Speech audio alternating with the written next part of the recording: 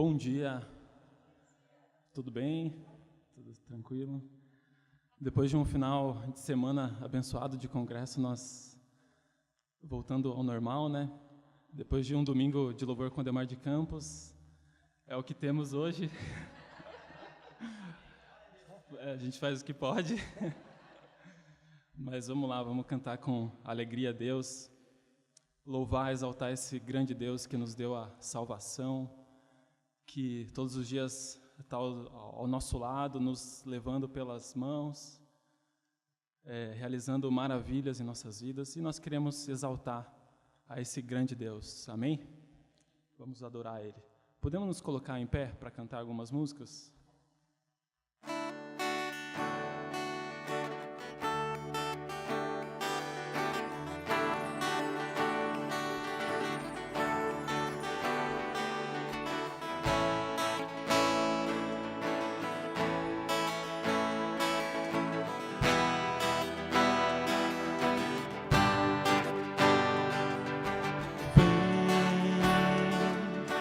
Essa é a hora de adorar.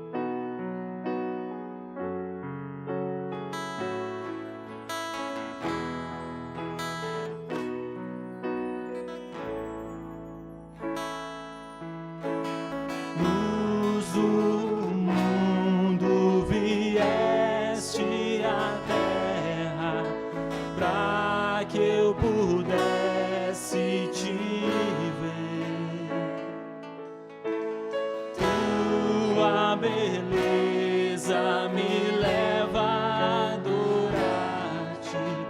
Quero contigo viver.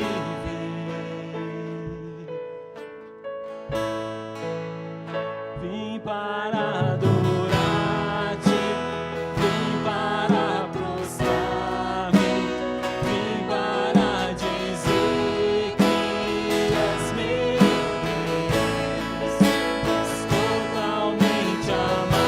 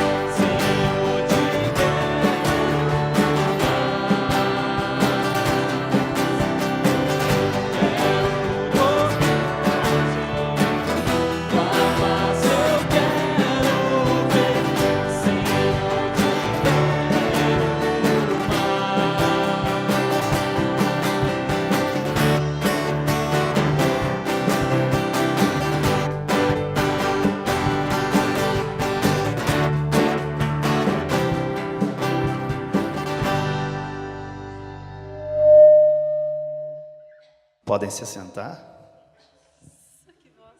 Que voz. Graça e paz, irmãos. Amém? Vou ficar com esse aqui, tá? Que a voz já não é muito bonita ainda. Não ajuda, né? Mais uma vez, então, graça e paz, irmãos.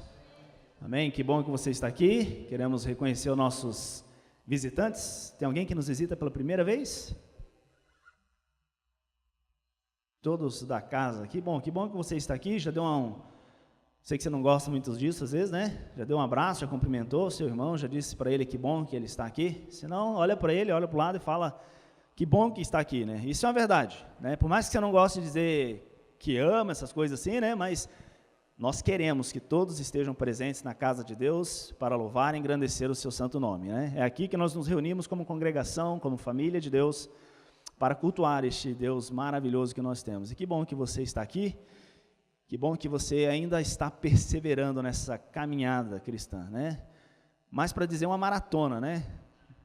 Você não pega ali a bênção da salvação e fez uma corrida de 100 metros e acabou. Pelo contrário, né? É uma maratona que muitas vezes não é nem de 42 quilômetros, né? Não é de 100, o negócio vai adiante, né? Até quando Deus nos chamar, e esperamos estar bem nesse sentido. Alguns avisos rapidamente, chama o Pedro, Demétrio, já pode vir para frente também. Tem um Peugeot bege, placa AQR 5313, o vidro está aberto, tá bom? Só para você, se não tiver problema, pode deixar aberto, né? Mas se você quiser ir lá fechar, então é um Peugeot, não, é um Punto, desculpe, Peugeot, um Punto, AQR 5313, o vidro está aberto. Bom dia. Duas coisas. Primeiro, dia 1º de julho, vai ter a Noite das Sopas para a Associação Vida Sem Drogas. Dia 1º de julho.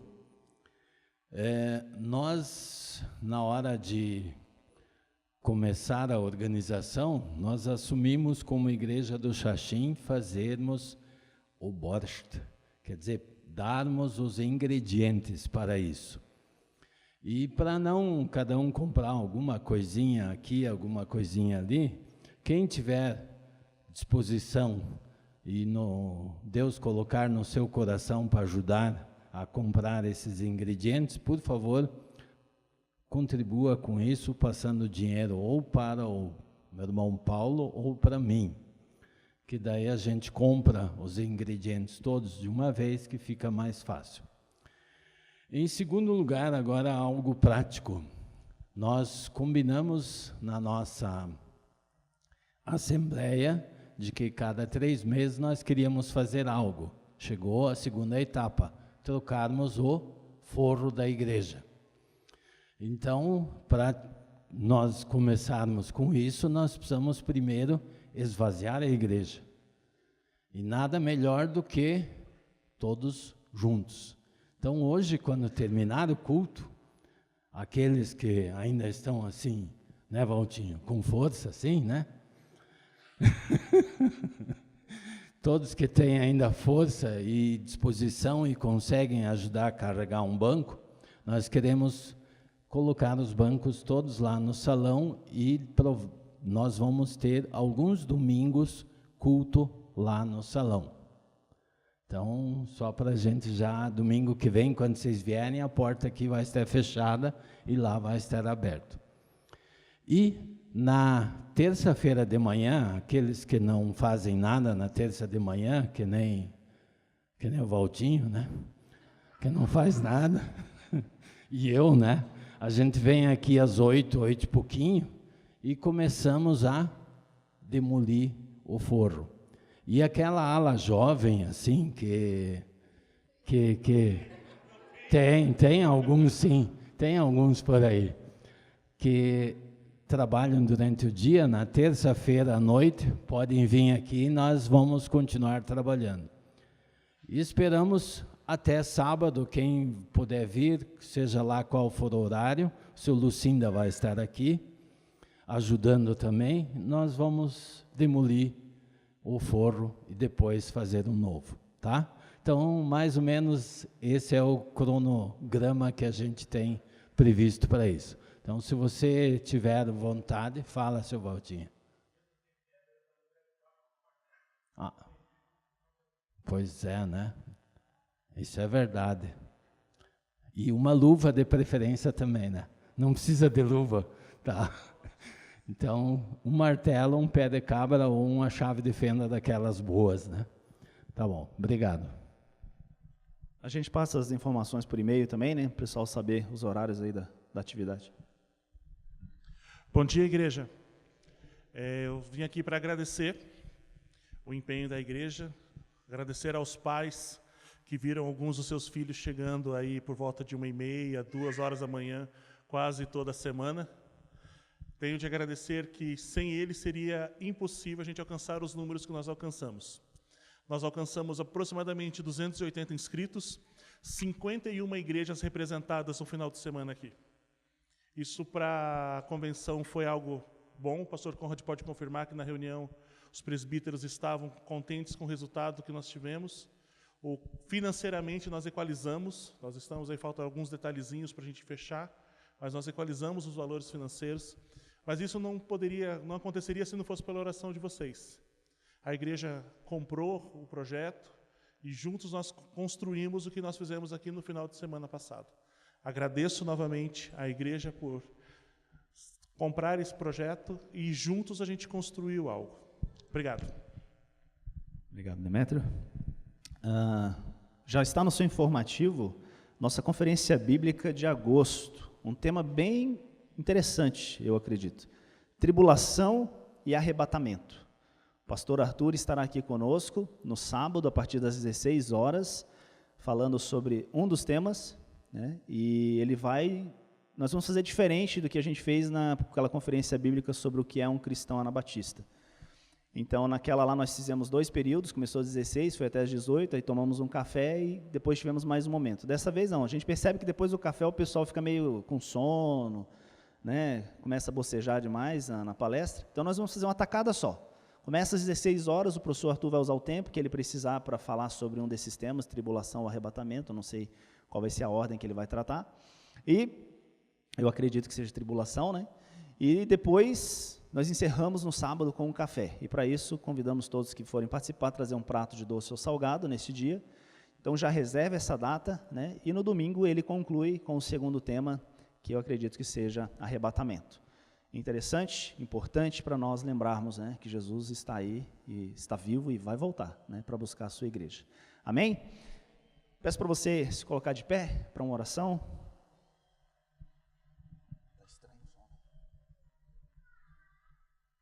Você tem um pedido de oração, agradecimento, algo? Coloque diante do Senhor.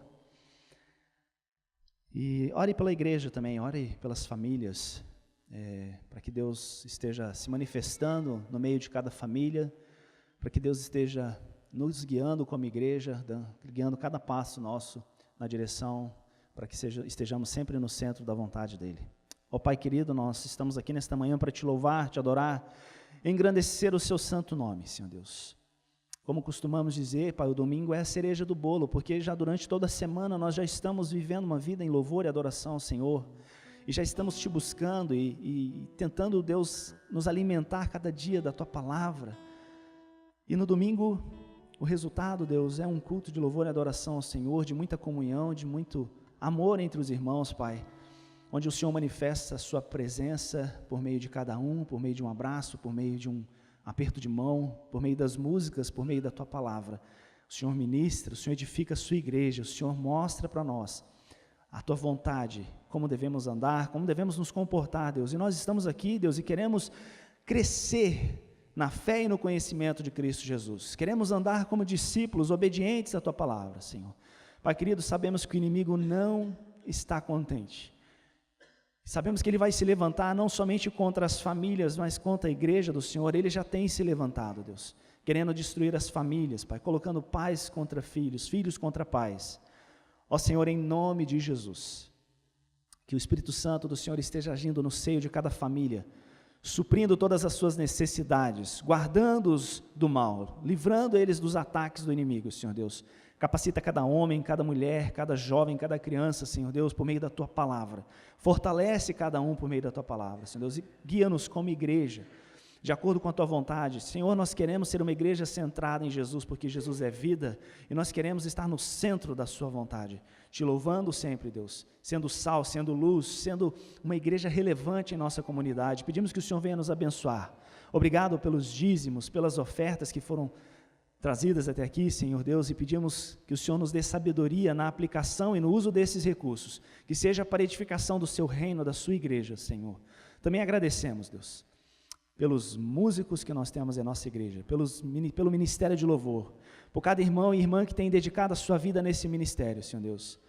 É gostoso quando vem alguém de fora, Deus, mas eu me alegro e creio que nós, como igreja, nos alegramos pelo ministério de louvor que nós temos, pelos músicos, por cada irmão e irmã que tem servido nesse ministério, por meio do som, da projeção, assim como agradecemos pela vida de todos os outros ministérios, os líderes, as suas equipes, Senhor, e pedimos que o Senhor abençoe e capacite cada líder de ministério, cada líder de grupo familiar, Senhor, em nome de Jesus.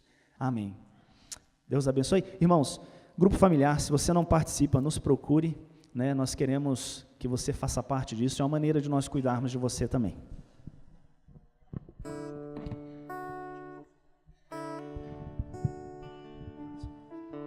As crianças podem ir saindo, tá bom? Com seus professores, esqueci disso.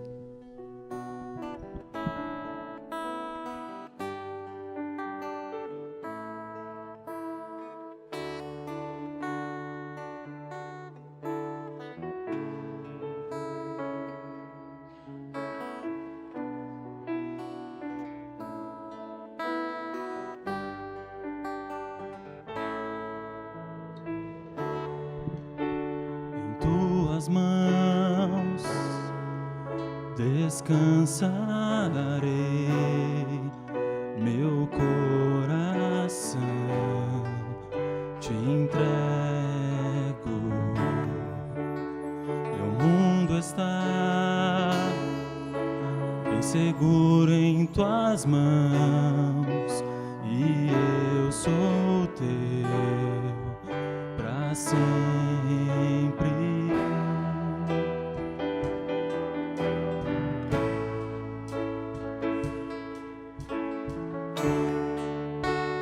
Tuas mãos descansarei, meu coração te entrego. Meu mundo está bem seguro em tuas mãos e eu sou teu para sempre.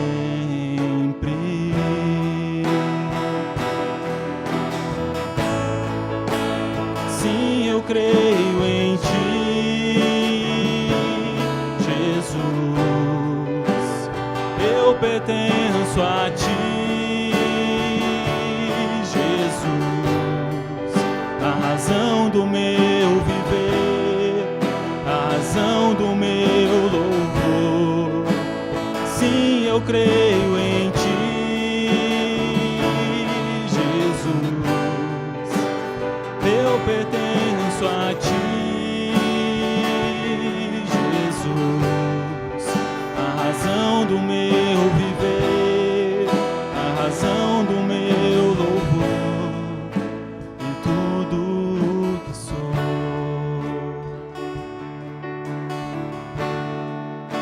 Contigo vou por onde precisar, e se eu sofrer, confiarei, viverei conforme o Teu querer, o Teu amor para sempre.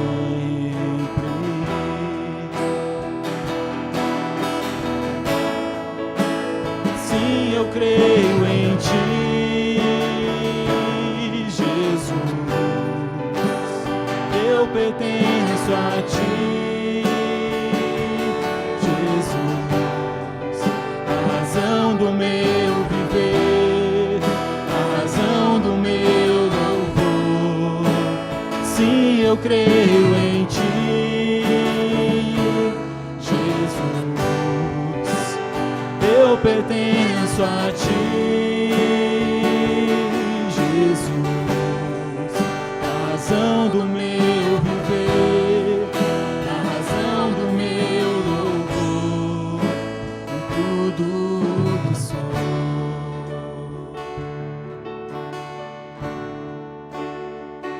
Eu te adoro,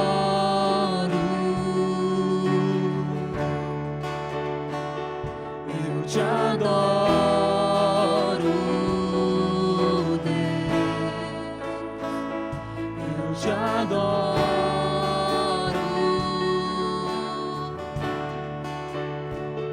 eu te adoro, Deus, eu te adoro,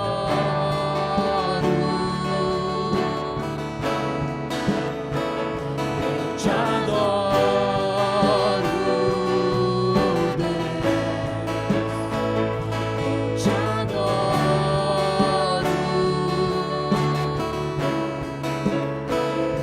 eu te adoro, Deus. Sim, eu creio em Ti, Jesus. Eu pertenço a Ti, Jesus. A razão do meu viver, a razão do meu louvor. Sim, eu creio em Ti, Jesus. Eu pertenço a Ti, Jesus. A razão do meu viver, a razão do meu louvor, e tudo que sou.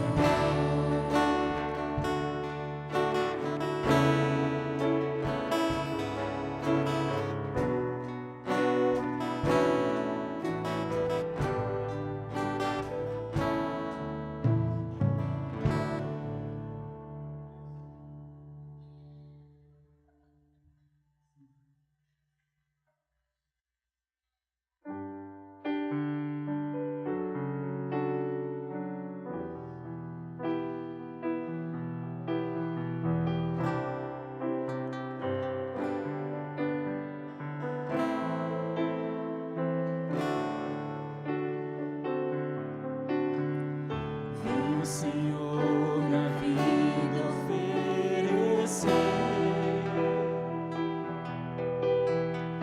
como oferta de amor e sacrifício.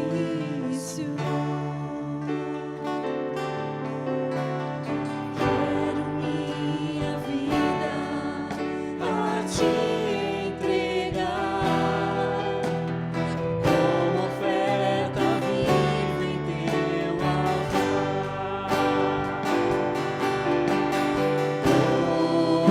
Pois pra Te adorar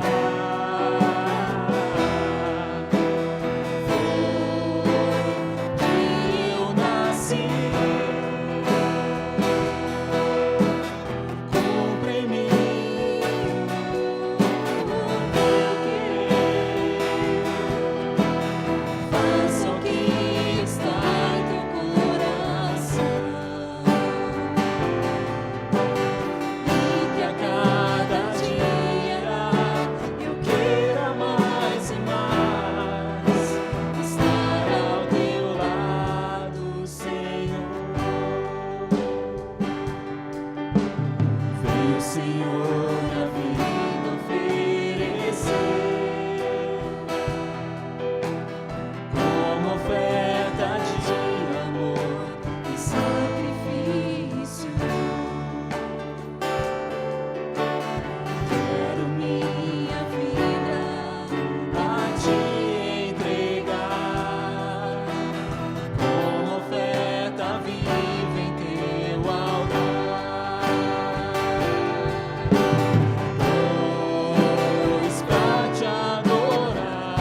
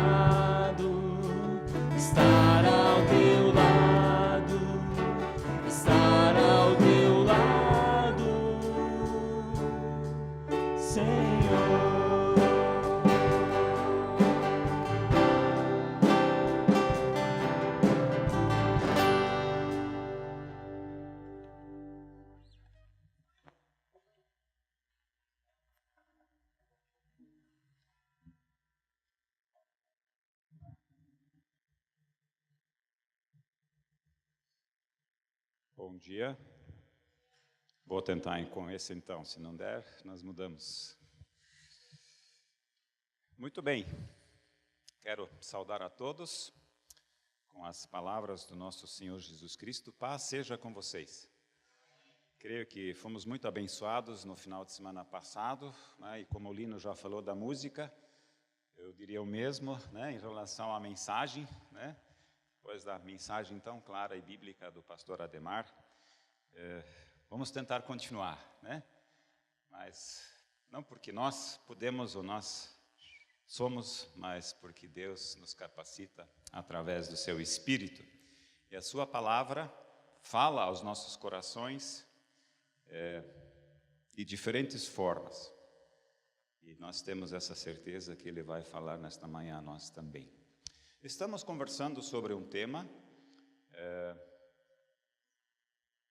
as marcas de um discípulo de Cristo.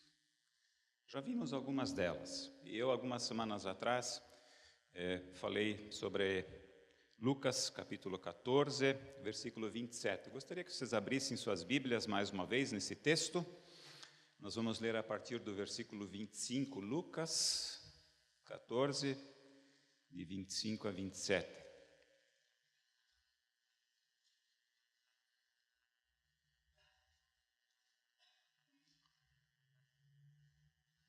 Lucas, capítulo 14, a partir do versículo 25. Uma grande multidão ia acompanhando Jesus. Este, voltando-se para ela, disse: Se alguém vem a mim e ama o seu pai, sua mãe, sua mulher, seus filhos, seus irmãos e irmãs, e até a sua própria vida mais do que a mim, não pode ser meu discípulo. Aquele que não carrega a sua cruz e não me segue, não pode ser meu discípulo. Este foi o texto que nós estudamos naquela ocasião e já durante vários domingos temos estudado sobre o que significa ser um discípulo, quais são as marcas de um discípulo de Jesus Cristo. John Stott escreveu um livro, o último da sua vida, que chama-se O Discípulo Radical. Não sei se alguém de vocês leu. É impressionante, no final, né, lá nas últimas páginas, John Stott escreve: este é meu último livro que eu estou escrevendo. E depois, né, ele comenta que eu vou deitar a minha caneta, ou mais ou menos assim. Ele estava consciente de que a sua vida estava chegando ao fim, né, semelhantemente ao apóstolo Paulo, quando ele escreve a Timóteo: já estou sendo derramado, né? E John Stott, então, na sua última obra, de tantas outras, né, tão simples e tão profundas ao mesmo tempo, ele escreveu o livro O Discípulo Radical.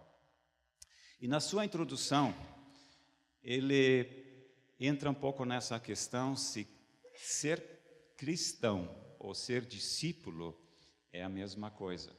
As duas palavras, elas se referem a Cristo, né? Mas ele também coloca aqui, para surpresa talvez da maioria de nós, a palavra cristão só aparece 3 vezes no Novo Testamento. Nós temos lá em Atos 11, 26, lá onde fala de Antioquia, que pela primeira vez eles foram chamados de cristãos. Depois nós temos mais uma menção em 26, Atos 26 e 28, né, onde Paulo...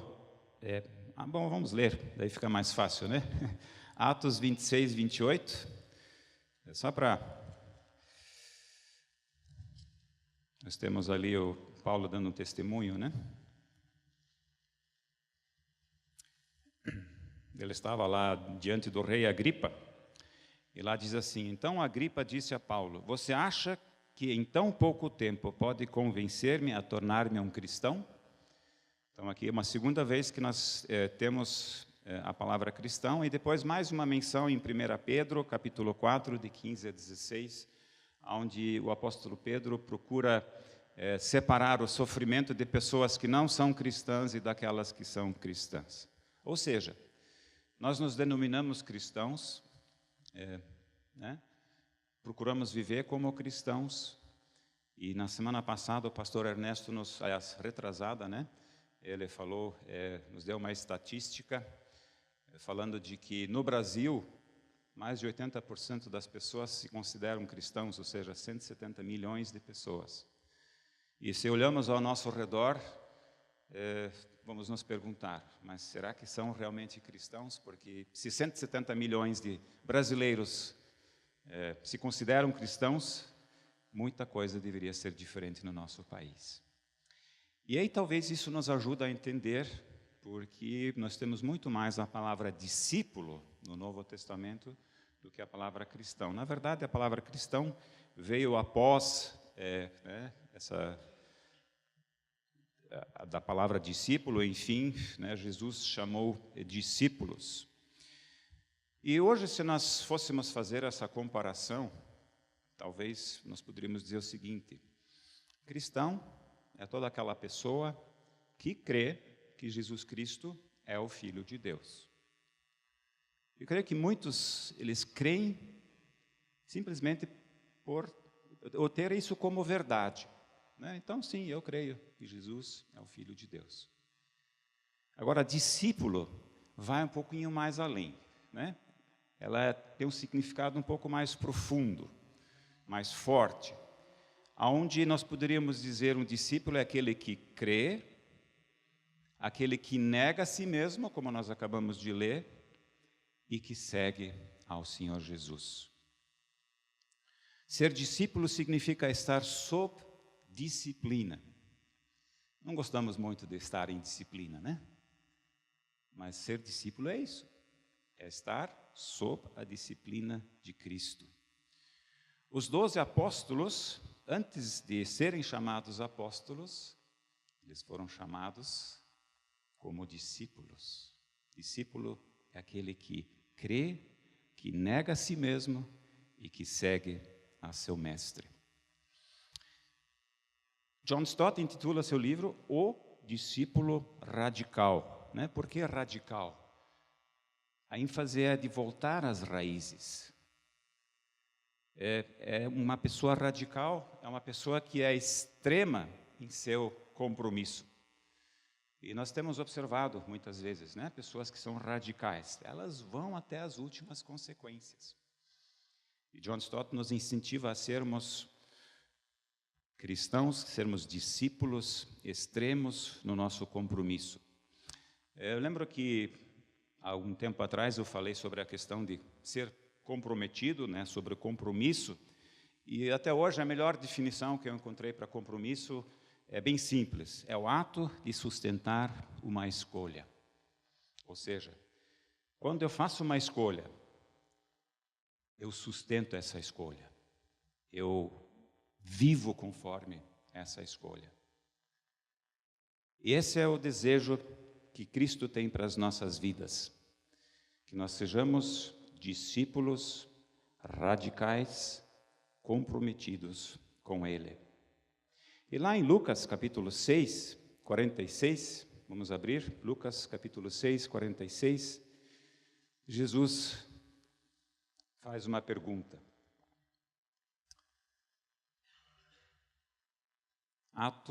Lucas, capítulo 6, versículo 46. Ele diz assim: por que vocês me chamam Senhor, Senhor, e não fazem o que eu digo? Essa pergunta é forte, né? Quantos de nós não usamos nas nossas orações, creio que todos, Senhor, obrigado, Senhor isso, Senhor aquilo. E aqui Jesus diz assim: por que vocês me chamam Senhor, Senhor, e não fazem o que eu digo? Eu quero iniciar essa manhã, essa mensagem, com uma oportunidade de escolha. Nós temos em Lucas, capítulo 5, né, uma página anterior, no versículo 27, já alguns versículos anteriores, Jesus vai escolhendo os seus discípulos. E em Lucas 5, 27, nós temos o chamado de Levi. Diz assim: depois disso, Jesus saiu e viu um publicano chamado Levi, sentado na coletoria, e disse-lhe: siga-me. Levi levantou-se deixou tudo e o seguiu. Se Jesus Cristo entrasse hoje aqui, estivesse aqui à nossa frente agora, e nós temos que nos contextualizar um pouco com aquela época, mesmo que o Messias, mesmo que Jesus já havia sido anunciado há tanto tempo antes pelos profetas, e naqueles últimos dias, através de João Batista, quando Jesus chegou e começou o seu ministério, ele teve que, de muitas maneiras, mostrar até que as pessoas entendessem que ele fosse o Filho de Deus. Mas ele chegou e foi convidando pessoas para o seguirem. E hoje de manhã eu quero começar essa mensagem com esse convite. Normalmente ele acontece no final. Mas eu quero fazer um convite a você que ainda não é um discípulo de Jesus. A você que ainda não entregou a sua vida ao Senhor Jesus e atendeu esse convite, imaginando que Ele estivesse aqui agora em nosso meio e dissesse: venha comigo, siga-me. Qual que seria a nossa reação? Nós deixaríamos tudo e seguiríamos a Jesus Cristo? Ele não explicou muitas coisas antes, ele simplesmente convidou as pessoas a segui-lo. O restante viria mais tarde. Então eu quero fazer esse convite, se você ainda não aceitou Jesus Cristo, se você ainda não tomou essa decisão de se tornar um discípulo, ou seja, de alguém que crê que Jesus Cristo é o Filho de Deus, e que se dispõe, que se nega a si mesmo e se dispõe a seguir Jesus Cristo. Eu quero te dar essa oportunidade nessa manhã. Mas também a todos aqueles que já se tornaram discípulos, que já seguem ao Senhor Jesus e queiram reafirmar isso diante dele. Eu quero continuar sendo um discípulo. Eu quero pedir que todas essas pessoas, tanto aquelas que ainda não aceitaram, que querem tomar essa decisão de seguir, de se tornar um discípulo de Jesus, hoje pela manhã, se coloquem de pé. E também todos aqueles que já são discípulos de Jesus e querem afirmar isso diante dele. Sim, eu quero ser um discípulo. Eu aceito o desafio de negar a mim mesmo e seguir ao Senhor. Que se colocassem de pé enquanto eu faço uma oração. Deus nosso Pai, nós te agradecemos que no seu imenso amor, o Senhor olhou por nós, pecadores, que estávamos perdidos, que estávamos separados do Senhor, e nos amou. Eu quero te agradecer que o Senhor nos amou a tal ponto de enviar o seu único Filho, Jesus Cristo, que morreu por nós lá na cruz, mas que ressuscitou, está vivo, nos oferecendo uma vida plena. Eu quero te agradecer que o Senhor nos dá a oportunidade de seguirmos ao Senhor. E hoje pela manhã nós estamos diante dessa escolha. Eu quero realmente ser um discípulo de Jesus Cristo. Eu quero pedir por todas as pessoas que se colocaram de pé, sejam aquelas que ainda nunca, ou talvez não conscientemente, se colocaram diante do Senhor e disseram: sim, eu a partir de hoje eu quero ser um discípulo, uma discípula do Senhor Jesus, crendo que o Senhor Jesus é o Filho de Deus, que Ele morreu por mim e que o seu sangue lavou os meus pecados e que através disso eu me torno digno de ser filho e filha de Deus. E que possa fazer essa entrega de todo o coração, não somente crendo, mas aceitando esse desafio de negar a si mesmo e de continuar seguindo ao Senhor Jesus. Abençoa a vida dessas pessoas que estão tomando essa decisão nessa manhã. Fortaleça o seu fruto nos seus corações. Quero te agradecer também por todos aqueles que se colocaram de pé e estão dizendo: sim, Senhor, muito obrigado, que há tanto tempo, ou há pouco tempo, eu posso ser um discípulo seu, e que posso desfrutar desse privilégio de caminhar com o Senhor, sabendo que o Senhor me guia passo a passo. E estou me colocando diante do Senhor, negando os meus próprios interesses, negando a minha natureza pecaminosa, para seguir cada vez mais ao Senhor. Abençoe essas pessoas. Fortaleça a sua fé. Dê alegria ao seu coração de seguir ao Senhor de uma forma que outras pessoas sejam atraídas por essa alegria, por essa esperança viva dentro de cada um de nós. Nós te agradecemos, Senhor Jesus, que o Senhor é o nosso Mestre e nós queremos segui-lo como seus discípulos. Amém. Podem sentar. Após essa escolha, ou essa confirmação, essa afirmação, essa confirmação do seu desejo de ser um discípulo, nós queremos olhar para mais uma marca de um discípulo de Jesus Cristo. E essa marca é o batismo. O que é o batismo? E aqui eu quero, inicialmente, fazer uma distinção entre o que é um sacramento e o que é uma ordenança. Nós temos, na vida da igreja, diferentes denominações, a prática dos sacramentos. O que é um sacramento? Do latim existe uma expressão que fala ex opere operato, ou seja, o sacramento ele atua por si mesmo. É algo que foi instituído pela igreja e que é aceito de que o ato em si já é suficiente para que a pessoa alcance a graça de Deus. Se o sacramento for realizado por uma pessoa consagrada para isso, qualificada para isso, então esse sacramento ele já tem o seu valor, né? E entre esses sacramentos nós temos o batismo também. Então o batismo ele é realizado, né, seja principalmente em crianças, né, recém-nascidos ou de outra forma, mas é aceito então, se foi realizado o batismo, aquilo já é o suficiente. O ato em si é que proporciona essa graça, essa salvação. Da forma como nós entendemos a Bíblia, nós não entendemos que o ato em si gera essa salvação. Mas nós entendemos que o batismo ele é uma ordenança. É uma ordem dada por Deus, por Jesus, a ser obedecida. E para que uma ordem possa ser obedecida, ela precisa ser compreendida, ela precisa ser entendida. Se eu recebo uma ordem, enquanto eu não entender essa ordem, eu não poderei cumpri-la. Então eu preciso entender. E nesse sentido, nós entendemos a palavra de Deus e para a igreja, Jesus nos deixou algumas ordenanças. Na verdade, duas: o batismo e a ceia. O batismo como um ato, né, um símbolo de iniciação na vida cristã, na vida da igreja, e a ceia como um símbolo da comunhão, da continuidade, da nossa união com Cristo e com o seu corpo.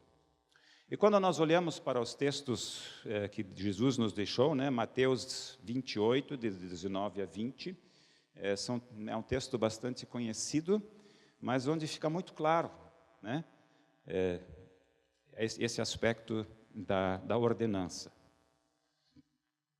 Mateus capítulo 28,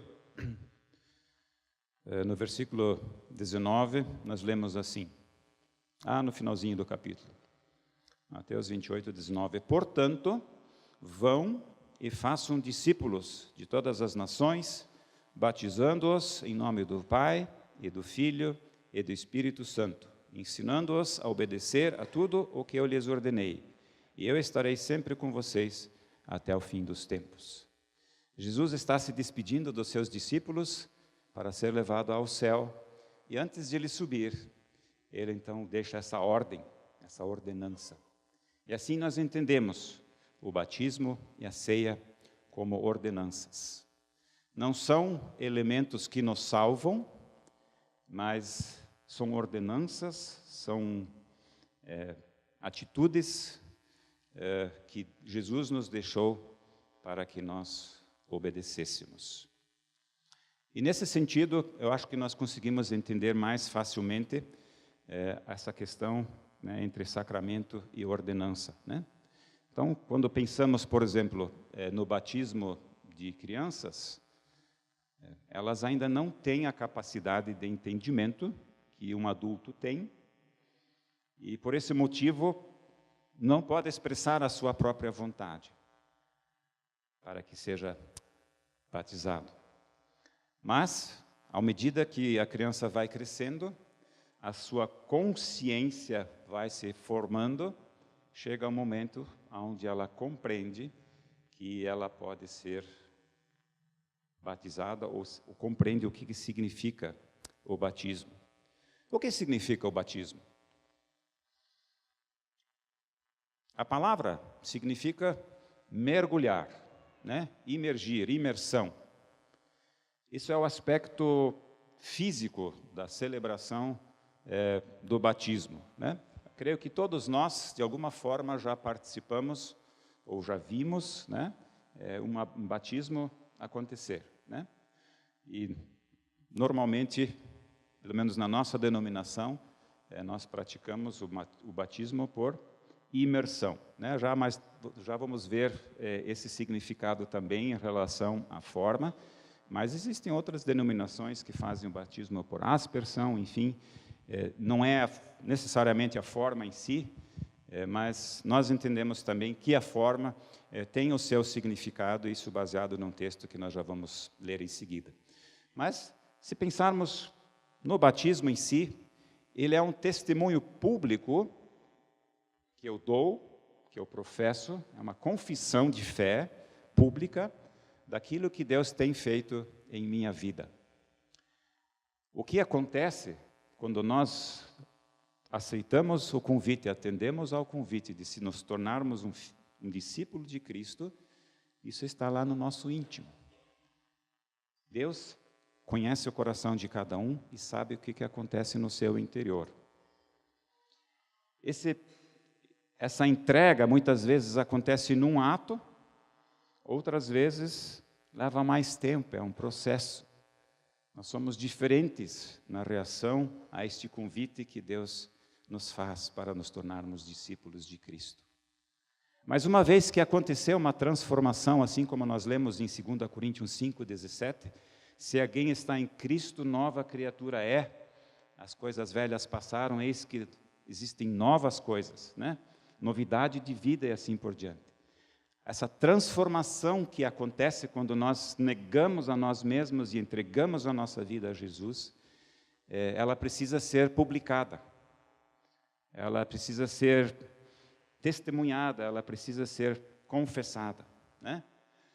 E nós percebemos muitas vezes, né, em ações judiciais ou então em legislação, assim por diante, torne-se público, ou mais ou menos assim, ou seja, uma decisão foi tomada, algo aconteceu, agora existe um meio de comunicação né, próprio para isso, onde vai se tornar pública, onde todas as pessoas têm acesso para saber isso. E assim nós entendemos que o batismo, né, uma vez que a pessoa foi transformada por Jesus Cristo, ela terá a maior alegria de dizer, olha, eu fui transformado, eu estou aqui deixando-me batizar, por quê? Porque Cristo transformou a minha vida, eu quero que vocês saibam, eu quero simbolizar isso, né? Isso é o significado do batismo. Nós vamos ler um texto agora, que nós encontramos em Romanos, capítulo 5, a partir do versículo 20, né? Foram alguns versículos que o pastor Ademar, pelo que eu lembro, leu conosco também. Nós vamos, né? Na verdade, os versículos estão no capítulo 6, mas para termos a conexão, é interessante a gente ler a partir do capítulo 5, versículo 20.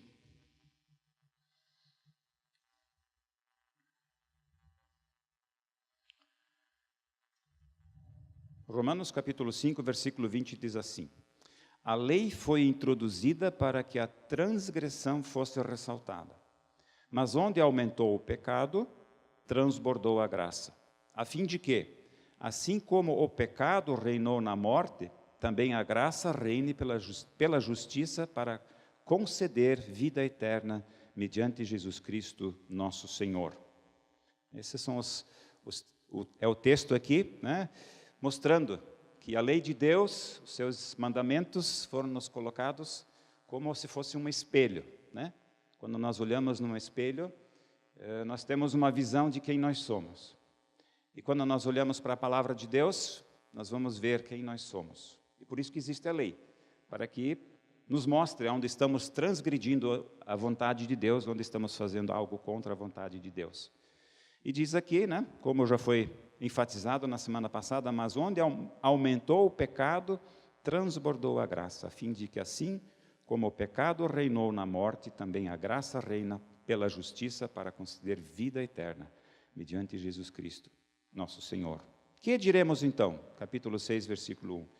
Continuaremos pecando para que a graça aumente? Alguém talvez poderia pensar dessa forma, né? Então, quanto mais pecado, mais graça. Não, vamos continuar pecando, porque aí mais graça ainda, né? Não é bem assim. De maneira nenhuma. Nós, os que morremos para o pecado, como podemos continuar vivendo nele? Ou vocês não sabem que todos nós que fomos batizados em Cristo Jesus, fomos batizados em sua morte? Portanto, fomos sepultados com ele na morte por meio do batismo, a fim de que assim como Cristo foi ressuscitado dos mortos, mediante a glória do Pai, também nós vivamos uma vida nova. Se dessa forma fomos unidos a ele na semelhança da sua morte, certamente o seremos também na semelhança da sua ressurreição. Pois sabemos que nosso velho homem foi crucificado com ele, para que o corpo do pecado seja destruído, e não mais sejamos escravos do pecado. Pois quem morreu foi justificado do pecado. Ora, se morremos com Cristo, cremos que também com ele viveremos. Pois sabemos que, tendo sido ressuscitado dos mortos, Cristo não pode morrer outra vez. A morte não tem mais domínio sobre ele. Porque morrendo, ele morreu para o pecado uma vez por todas, mas vivendo, vive para Deus. Da mesma forma, considerem-se mortos para o pecado, mas vivos para Deus em Cristo Jesus.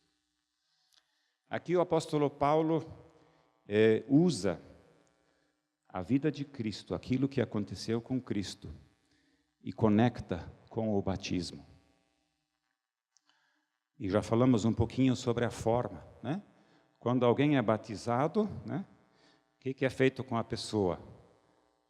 O ministro que está batizando, ele pega essa pessoa, mergulha na água e levanta novamente. Simbolizando o quê?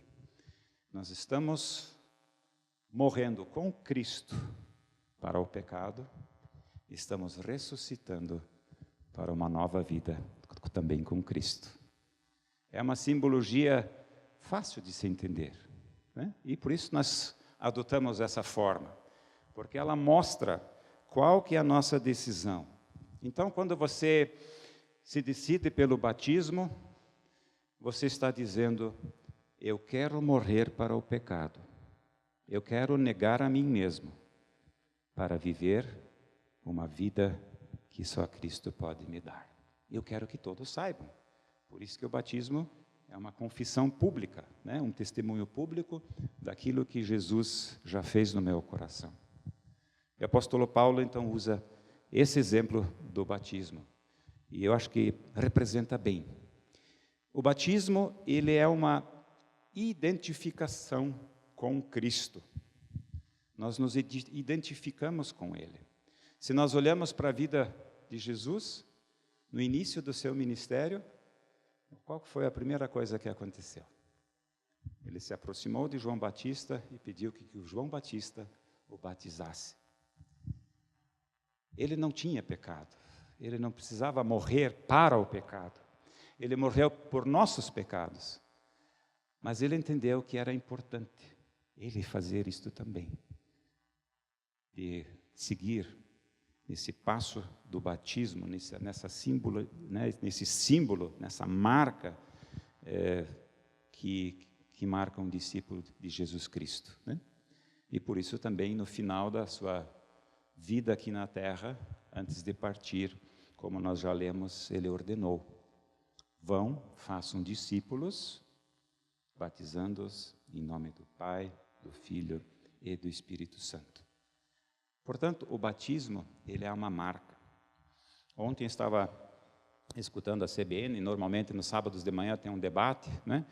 E estavam falando sobre test drive, né, e assim por diante, sobre ter uma experiência, enfim. E uma das pessoas que estavam participando do debate, ela falou que parece que tinha ido, pelo menos assim eu entendi, né? Foi com seu filho a uma ótica e parece que o óculos estava desajustado, enfim, precisava fazer alguma coisa e quando eles perguntaram se era possível fazer lá, então o atendente perguntou de que marca que é o óculos, porque se não for dessa marca, nós não atendemos, né? Ou seja, né, daí ela falou, olha, nem queremos saber também de que marca, porque, né, pelo que eu entendi, ela não voltaria mais naquela ótica, ou seja, e assim nós somos muitas vezes, né? Nós rotulamos, damos importância para uma marca.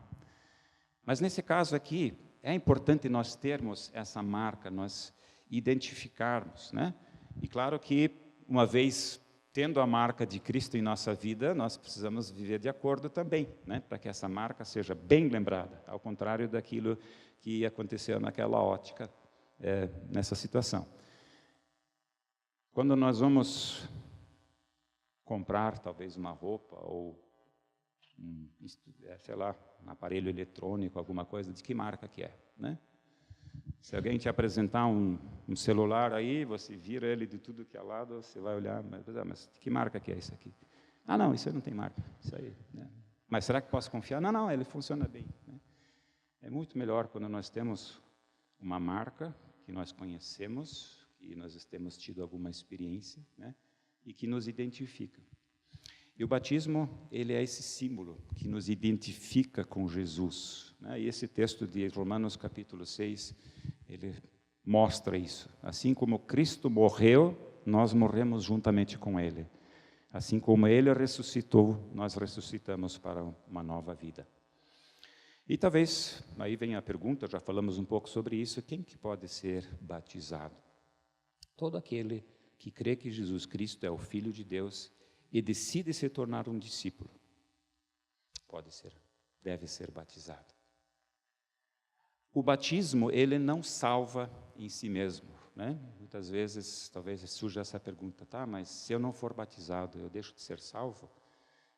Da forma como nós entendemos a palavra de Deus, o que salva uma pessoa, que lhe traz a vida eterna, é a sua fé no Senhor Jesus Cristo. Mas, uma vez que essa fé é professada, uma vez que essa decisão aconteceu na vida da pessoa, o batismo ele é uma consequência natural. Agora que eu decidi ser discípulo de Cristo, do Mestre, eu quero me identificar com Ele, eu quero carregar as suas marcas na minha vida. Todo aquele que tem consciência do que é o pecado, que tem consciência de que sem Jesus está destituído de Deus, está separado de Deus, e que Jesus Cristo é o único caminho, a verdade e a vida, e que aceita esse caminho, essa pessoa, como nós lemos lá em João, no capítulo 1, versículo 12, mas todos quantos o receberam, deu-lhes o poder, né? Deu-lhes o direito de se tornarem filhos de Deus. Então isso é que traz a salvação, a nossa fé no Senhor Jesus Cristo. O batismo, ele é uma consequência, como nós já vimos, é uma marca, é um testemunho público. E uma questão que se conecta, essa questão do batismo, sobre a qual nós temos conversado, um discípulo pode ser membro da igreja sem ser batizado? Talvez você se perguntou já sobre isso. E para entender melhor essa conexão, nós queremos ler um texto, né, na verdade é um capítulo, Atos capítulo 2, e nesse momento quero lembrá-los, se vocês ainda não lembraram, que hoje nós festejamos Pentecostes. Hoje faz 50 dias que nós comemoramos a Páscoa, e Pentecostes significa Penta, 50 dias após a Páscoa. E o que aconteceu em Pentecostes? O que marca o dia de Pentecostes? Se vocês abrirem suas Bíblias em Atos capítulo 2, vocês já terão a resposta. A vinda do Espírito Santo no dia de Pentecostes. Quando nós lemos lá em João, nos últimos capítulos, lá por 16, 17, por ali, Jesus já começa a preparar os seus discípulos, sabendo que ele iria morrer em breve, sabendo que os seus discípulos se sentiriam desnorteados, ele começa a prepará-los. Olha, eu estou indo, mas não se angustiem, não fiquem com medo. Assim que eu for, eu enviarei alguém a vocês que vai consolá-los, que vai guiá-los, que vai orientá-los. E 50 dias após a ressurreição de Cristo, então, esse momento todo especial, o nascimento da Igreja de Cristo. Vamos ler, Atos capítulo 2. Chegando o dia de Pentecostes, estavam todos reunidos num só lugar. De repente veio do céu um som, como de um vento muito forte, e encheu toda a casa na qual estavam assentados. E viram o que parecia línguas de fogo que se separaram e pousaram sobre cada um deles. Todos ficaram cheios do Espírito Santo e começaram a falar noutras línguas, conforme o Espírito os capacitava.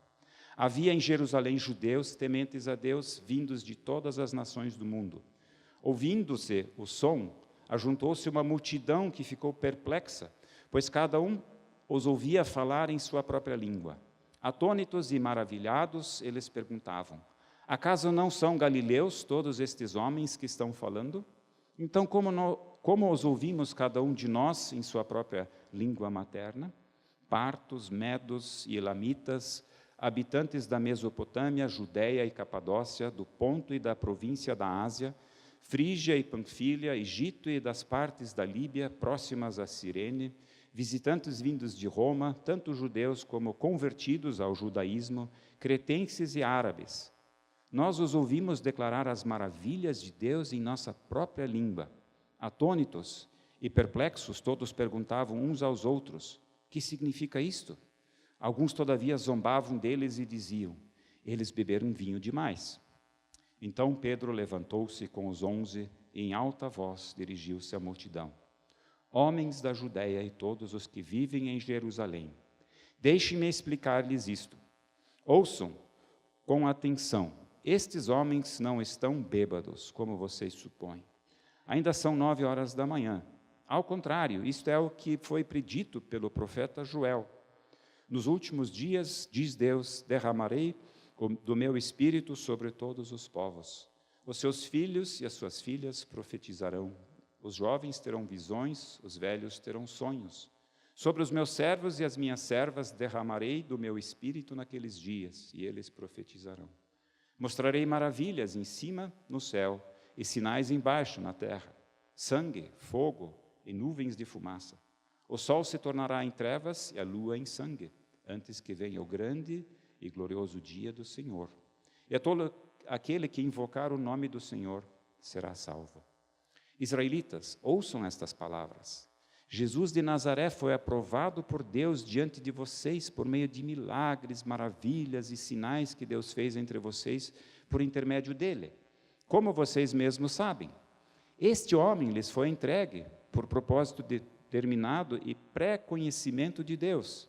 E vocês, com a ajuda de homens perversos, o mataram, pregando-o na cruz. Mas Deus o ressuscitou dos mortos, rompendo os laços da morte, porque era impossível que a morte o retivesse. A respeito dele, disse Davi: eu sempre via o Senhor diante de mim, porque ele está à minha direita, não serei abalado. Por isso o meu coração está alegre e a minha língua exulta.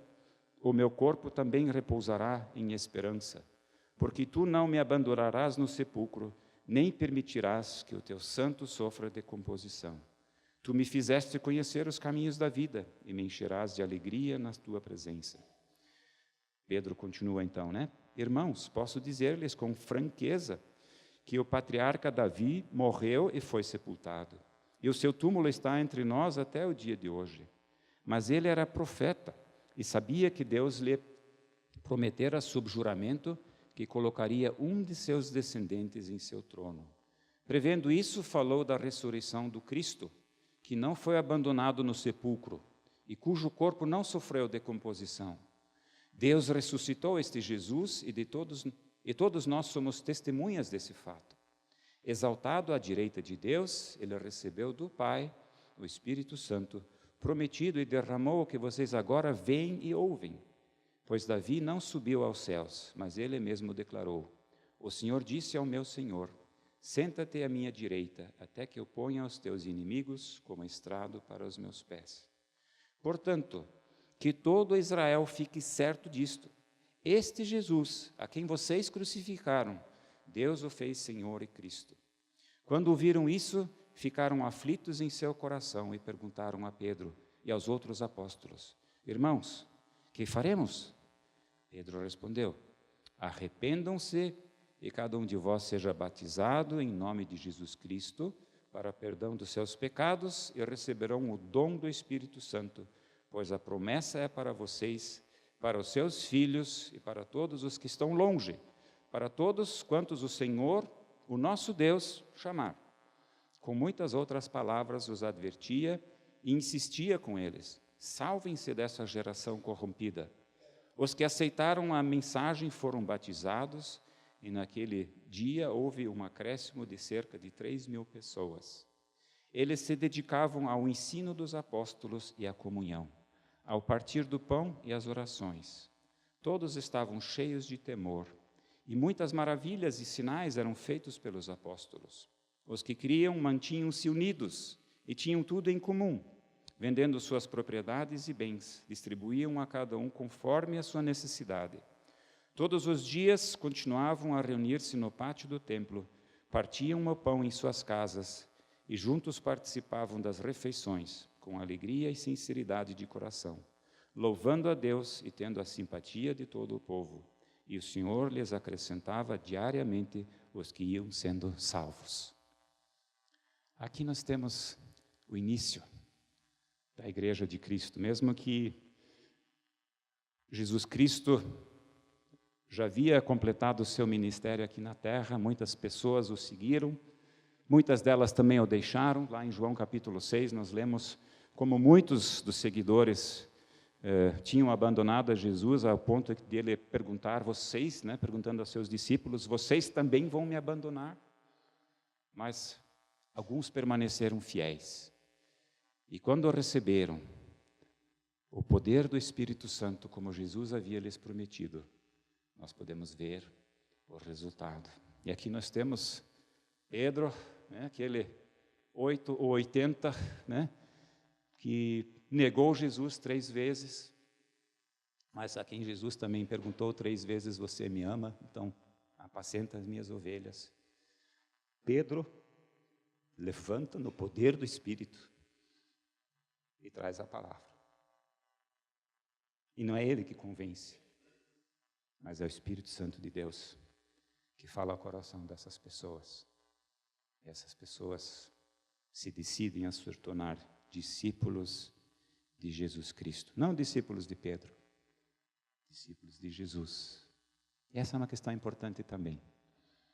Muitas vezes, porque eu gosto tanto daquele pastor, que pregador maravilhoso, e assim por diante. E nós, muitas vezes, podemos correr o risco de gostar mais de uma pessoa do que gostar de Cristo.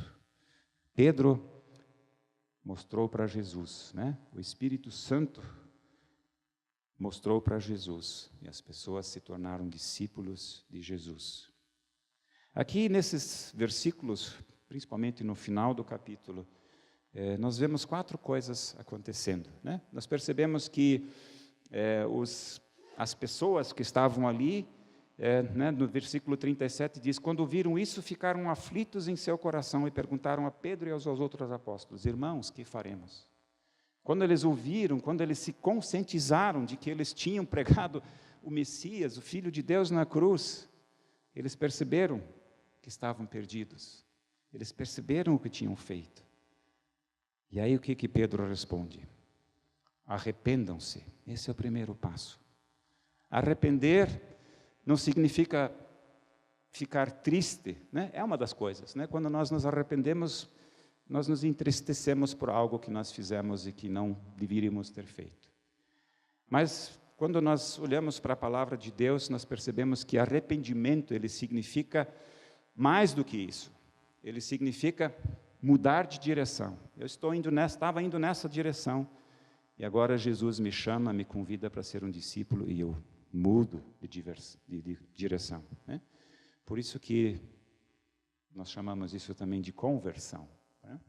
É uma conversão que nós fazemos. Nós mudamos a direção que nós estávamos caminhando, nós estávamos caminhando para a perdição, e nós temos a oportunidade de convergir, de mudar de direção, de ir ao encontro de Jesus Cristo.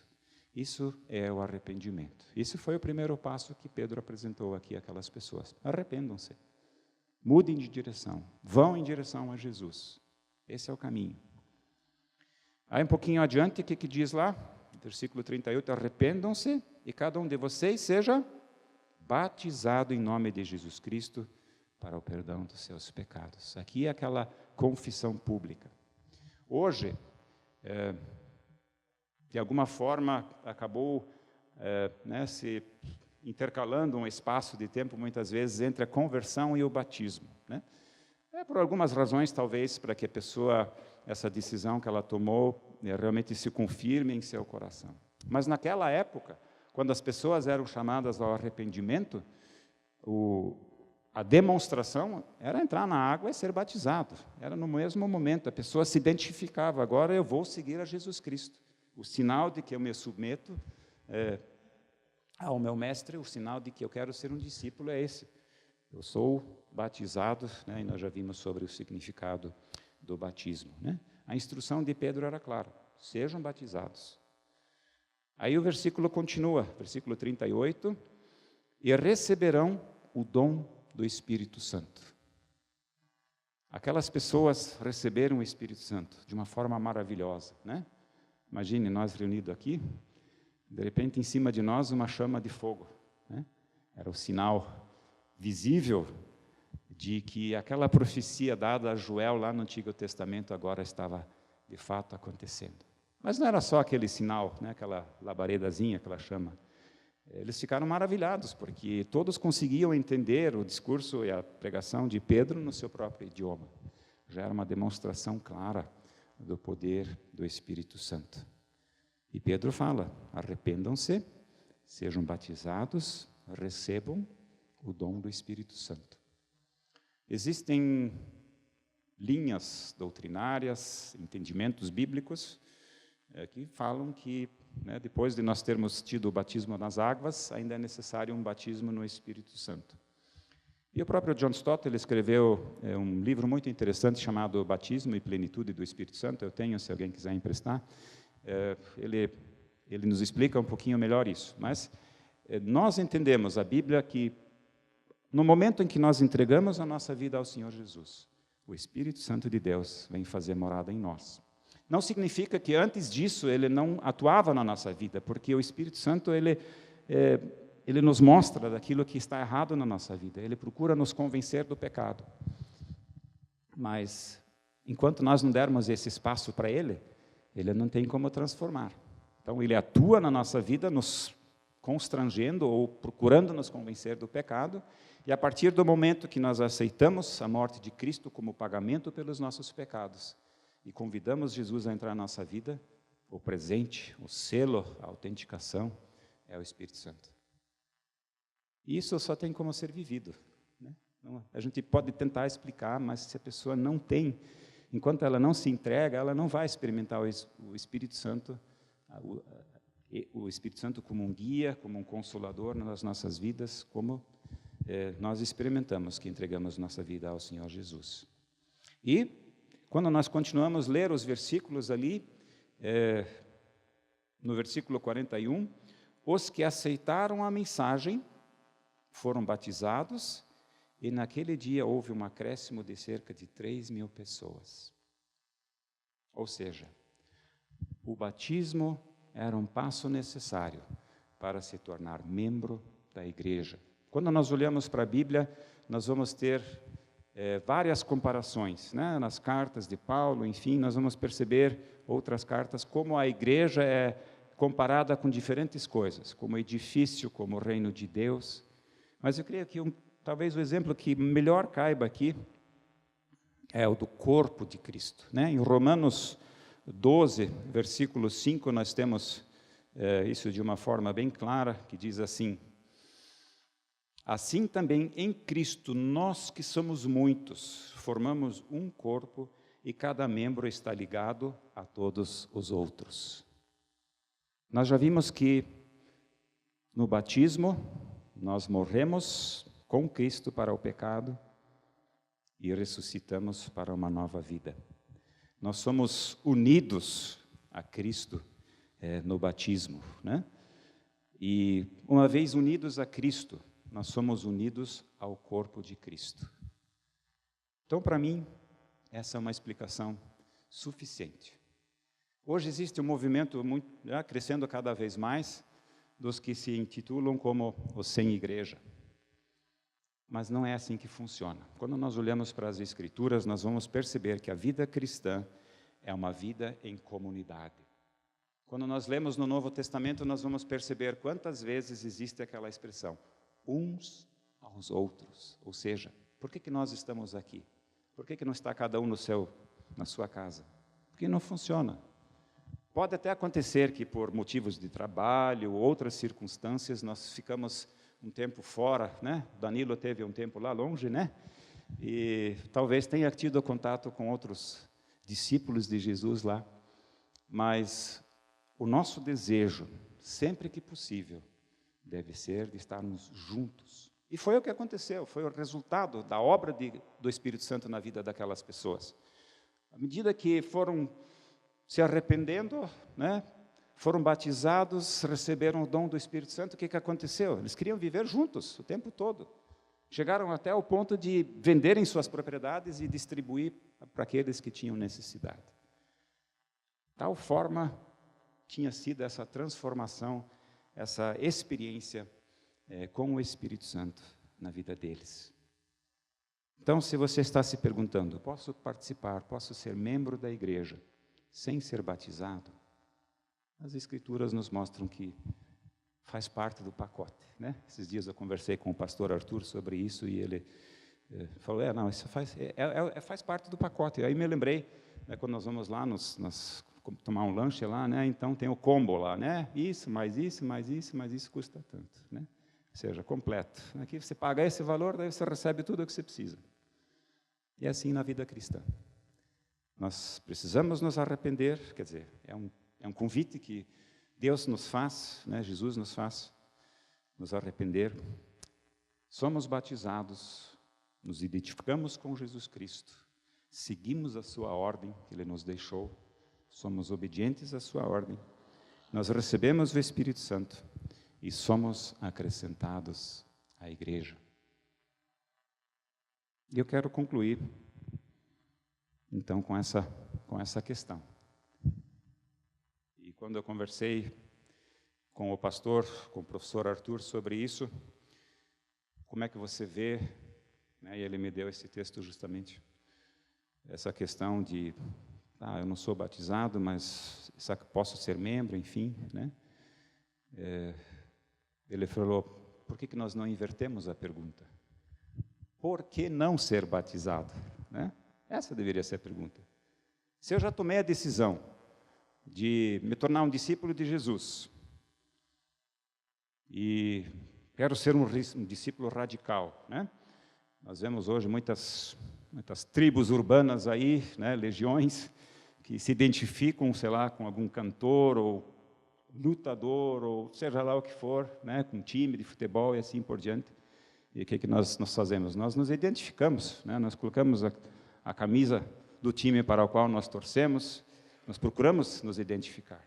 Por que seria diferente em ser um discípulo de Jesus, de não querermos ser identificados, de não seguirmos a Jesus passo a passo? Lá no texto, quando Jesus foi batizado, ele, olha, vamos fazer com que a Escritura seja cumprida. Jesus não necessitava do batismo, porque ele não tinha pecado, ele morreu pelos nossos pecados, mas ele optou para nos mostrar, para nos dar o exemplo. Então, se eu quero ser um verdadeiro discípulo de Jesus, eu vou seguir no batismo com alegria, para me tornar membro do corpo de Cristo. Nós temos esses exemplos na palavra, né, como aqui em Romanos 12. Se nós imaginarmos um corpo só com um tipo de membro ou só com um membro, né, não tem como, né? Nós somos vários membros diferentes, né, cada um, mas todos unidos para formar um só corpo. E é isso que Cristo quer, que nós nos unamos, que nós sejamos um nele. E o batismo, ele é esse testemunho público onde eu estou dizendo, eu quero fazer parte do corpo de Cristo. Eu quero morrer junto com ele para o pecado e da mesma forma ser ressuscitado e transformado para uma nova vida. Então, esta é uma das marcas do discípulo de Cristo. Não sei se você está lutando com isso. Pois é, eu ainda não fui batizado. Pense sobre isso. Deixe com que o Espírito Santo de Deus fale ao seu coração. Aquilo que aconteceu no dia de Pentecostes, no primeiro Pentecostes, né? Hoje nós só lembramos, na verdade, do Pentecostes. Foi uma ação do Espírito Santo. Não foi uma ação humana. E, portanto, vamos deixar com que o Espírito Santo de Deus tenha espaço na nossa vida, transforme a nossa vida e nos mostre daquilo que nós devemos fazer. E nós temos tido muitos batismos aqui na nossa igreja já. E como é gostoso, né? Quando alguém dá o seu testemunho e fala, olha, aconteceu isso, aconteceu aquilo, mas agora estou aqui, agora quero fazer parte do corpo de Cristo, na sua plenitude, tudo aquilo que Cristo nos oferece, né? E a pessoa faz parte do corpo de Cristo, então. Esperamos ter um batismo em breve, né? Talvez Deus está falando ao seu coração para fazer parte desse próximo batismo. E como nós comentamos no início, é uma decisão pessoal de cada um. E por isso, como igreja, nós temos orientado, né, que não que exista uma regra bíblica para isso, né? Mas nós temos orientado lá em torno dos seus 12 anos, mais ou menos, quando entendemos que o adolescente já tem condições de entender, né? Não que antes não possa ser, pode acontecer, né? E existem casos onde isso tem acontecido mais cedo. Eu lembro na nossa própria família, a Vivian foi batizada com 11, né? Nós tínhamos a orientação na igreja com 12 e aí ela, papi, eu quero me batizar. E ela tinha 11 anos, aí eu falei, tá bom, então converse com o pastor, era o pastor Peter Wall na época. E, na verdade, ela pediu que eu conversasse com ele sobre isso, né, se seria possível já com 11 anos. Né?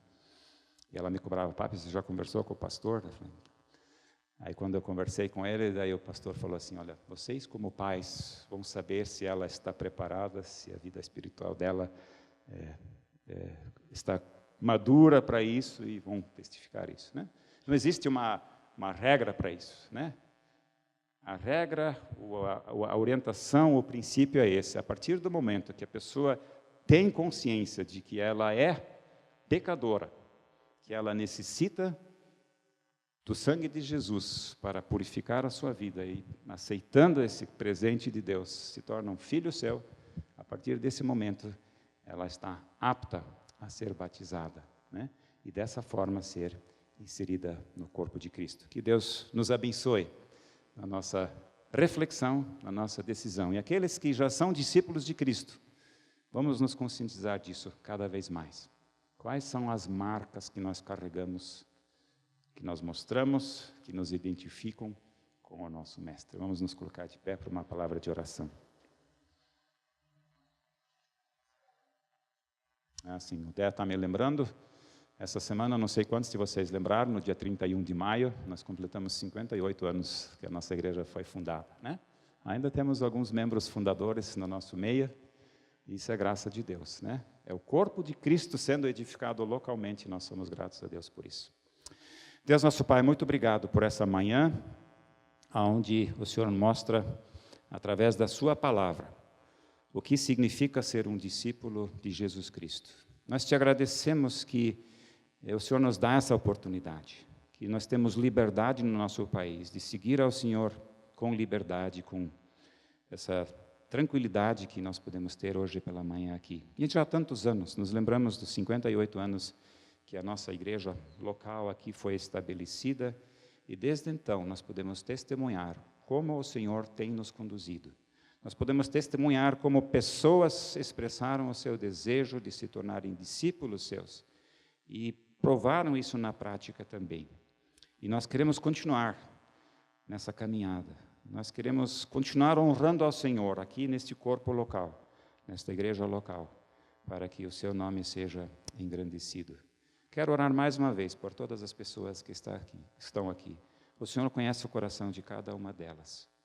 E talvez existam pessoas aqui que hoje estão tomando a sua decisão de se tornar um discípulo de Jesus pela primeira vez na sua vida, dizendo, sim, eu creio que Jesus é o Filho de Deus. Eu me arrependo dos meus pecados e eu quero negar a mim mesmo e seguir ao Senhor Jesus como meu mestre. Dê com que essas pessoas experimentem a sua paz que somente o Senhor possa dar. E aqueles que já estão há tanto tempo seguindo ao Senhor, fortaleça, guie os passos, nos ajude a vivermos para a sua honra e glória. Pedimos que o Senhor nos acompanhe no decorrer desta semana, cada um no seu lugar. O Senhor conhece as lutas de cada um. Mas nós também temos a promessa que lemos hoje, lá em Mateus 28, 20, onde diz, eis que estou convosco todos os dias. E com essa promessa, com essa certeza, nós saímos daqui alegres, confiantes de que o Senhor está conosco, e mais nós não precisamos. Por isso nós somos muito gratos e pedimos a sua bênção, em nome de Jesus. Amém.